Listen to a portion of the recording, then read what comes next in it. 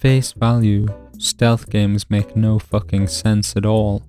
In a world where most of the fun in games comes from beating enemies in Mortal Kombat, why would anyone want to play a game where the entire premise is to avoid enemies, and in some cases not fight at all? At face value they don't make sense, but in practice, it's one of the best genres ever to grace the fingertips of the people playing. Yes, I was just hearing that. Unlike the tension and violence, which is only present during combat with a glorious crescendo of victory, the tension in being a sneaky boy is present as long as there are enemies around to detect you, and if the game doesn't tell you exactly where the enemies are at all times, that can almost be always. Stealth games have technically existed for a long time, and Wikipedia says that even Pac-Man has stealth elements. The early stealth games I can think of are Castle Wolfenstein, and that Metal Gear game no one played but still gets retconned by MGSV. But these games are old and unpopular. Stealth games really became a big deal at the party in the glorious year of 1998. The first 3D stealth game was Tenchu Stealth Assassins, but even though I didn't play it as a kid, it's pretty fucking awesome. It's got most of the elements of modern stealth games, and it's a lot of fun to grapple hook around and execute people from behind. It almost reminds me of something. Arguably, the most important stealth game is Metal Gear Solid.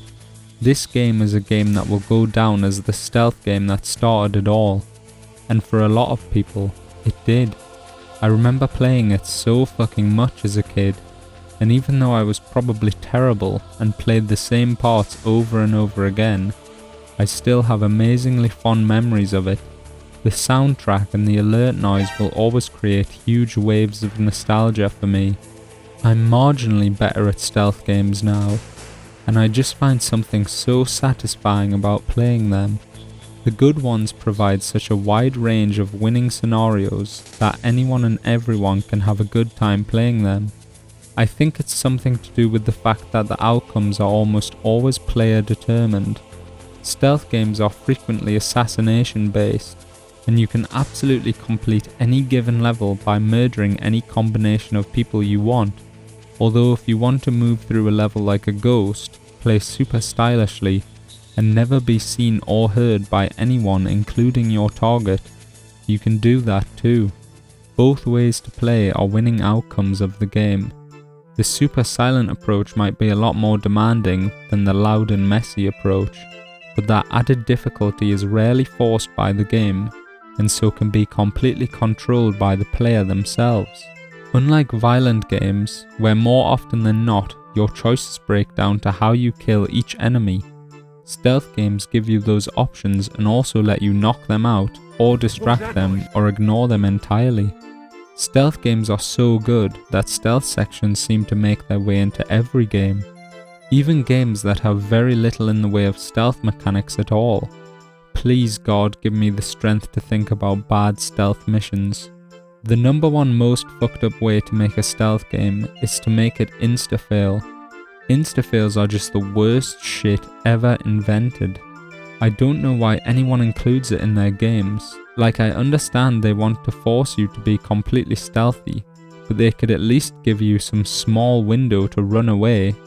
It's such bullshit to get right to the end of a level in a game which isn't even designed for stealth gameplay, to have it fail instantly the moment you're seen by some guy that wasn't really even looking at you because you had to sneak past him under a barrel, or when the fucking Korok you're tracking turns round suddenly and on purpose in a way where the only fucking way to get past that level is to fail that bit because you'd need to be able to see into the future to realise he would turn around at that exact moment.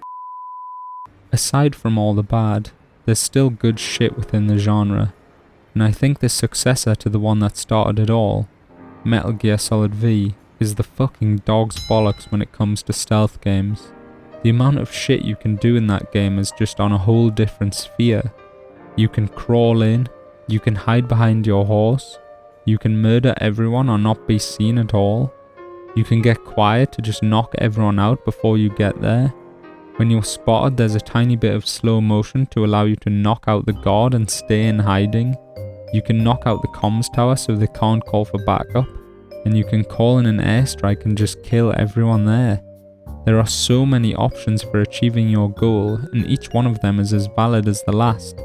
And on top of this self-inflicted difficulty, the game even responds to the way you infiltrate. So if you headshot guards, they start to wear helmets, and if you show up at night, they wear night vision goggles.